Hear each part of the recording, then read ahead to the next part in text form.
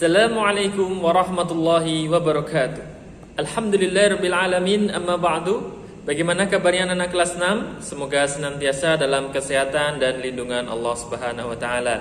Berjumpa lagi dengan Ustaz Iqbal. Hari ini kita akan belajar bersama-sama pelajaran Al-Islam. Adapun materi kita kali ini adalah tentang dakwah Nabi Muhammad periode Mekah. Ustaz harapkan setelah pembelajaran ini anak-anak memahami tentang dakwah Nabi Muhammad periode Mekah. Mari kita awali pembelajaran pada pagi hari ini dengan membaca basmalah bersama-sama. Bismillahirrahmanirrahim. Anak-anak kelas 6 yang soleh dan solehah, dakwah Nabi Muhammad periode Mekah. Saat Nabi Muhammad diutus menjadi nabi, kondisi masyarakat Mekah benar-benar dalam kondisi jahiliyah. Jahil kalau secara bahasa itu artinya bodoh. Namun jahiliyah yang di sini adalah yang dimaksud menyimpang jauh dari ajaran Islam. Jadi mereka masyarakat saat itu menyimpang sangat jauh dari ajaran Islam. Kenapa? Mereka menyembah berhala, bukan menyembah Allah. Jadi mereka membuat berhala dan mereka juga yang menyembah-nyembahnya. Bahkan pada saat itu berhala diletakkan di sekitar Ka'bah. Bahkan ada yang di dalam Ka'bah. Di antara nama berhala itu ada Lata, Manar, Uzza, Hubal dan lain sebagainya. Itu adalah contoh nama berhala. Jadi Nabi Muhammad diangkat menjadi Rasul ketika Nabi Muhammad bertahanus berdiam diri di Gua Hiro. Nabi Muhammad itu ketika bertahanus dilakukan pada tanggal 17 Ramadan atau 13 tahun sebelum Hijriah atau 610 Masehi, yaitu ditandai dengan diturunkannya wahyu pertama, surah Al-Alaq ayat 1 sampai 5 ya. Anak-anak insyaallah sudah tahu kisahnya ketika Nabi Muhammad didatangi oleh malaikat Jibril. Kemudian disusul oleh wahyu kedua, surah Al-Mudaththir berikutnya ya, ayat 1 sampai 7 yang mana berisi perintah Allah agar Nabi Muhammad berdakwah menyiarkan ajaran Islam. Itu ya. Jadi Nabi Muhammad diperintahkan oleh Allah untuk berdakwah menyiarkan ajaran Islam. Adapun materi dakwah periode Mekah ini ada 4 kunci penting.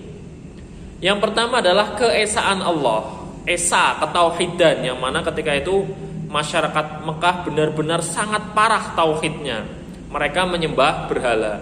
Maka dari itu mereka didakwai akan keesaan Allah, bahwa Allah itu esa, Allah itu satu.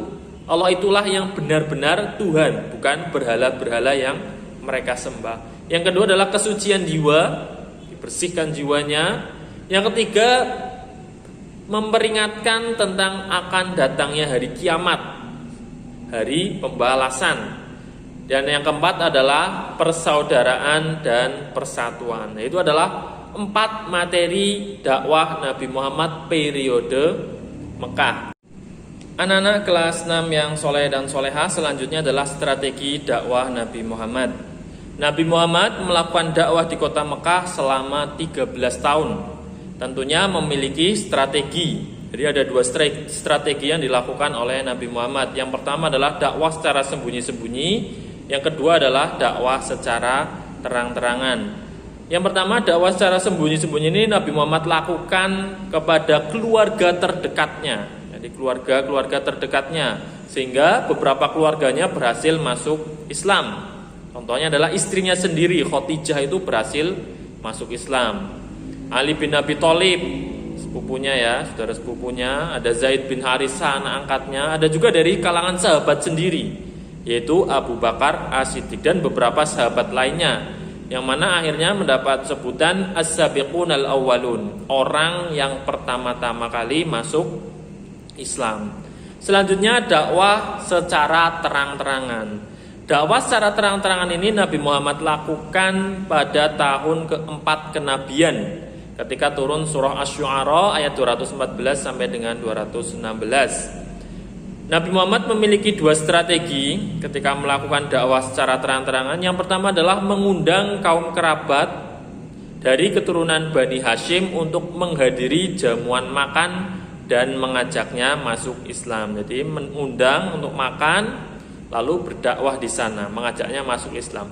Yang kedua adalah mengumpulkan penduduk kota Mekah, semua penduduk kota Mekah terutama yang berada di sekitar Ka'bah untuk berkumpul di Bukit Sofa. Jadi ketika itu Nabi Muhammad mengumpulkan para penduduk Mekah dan berkata ketika sudah mengumpulkan ya di Bukit Sofa, wahai penduduk Mekah, jika saya mengatakan bahwa di belakang bukit ini ada pasukan yang akan menyerang kalian, apakah kalian percaya?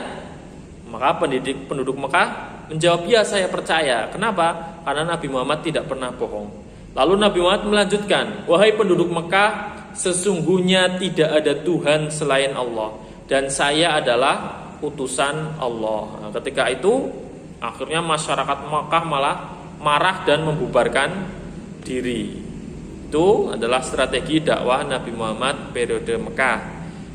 Demikian yang Ustadz sampaikan. Apabila ada kesulitan bisa ditanyakan kepada Ustadz. Jangan lupa dikerjakan soal-soal di bahan belajar daring.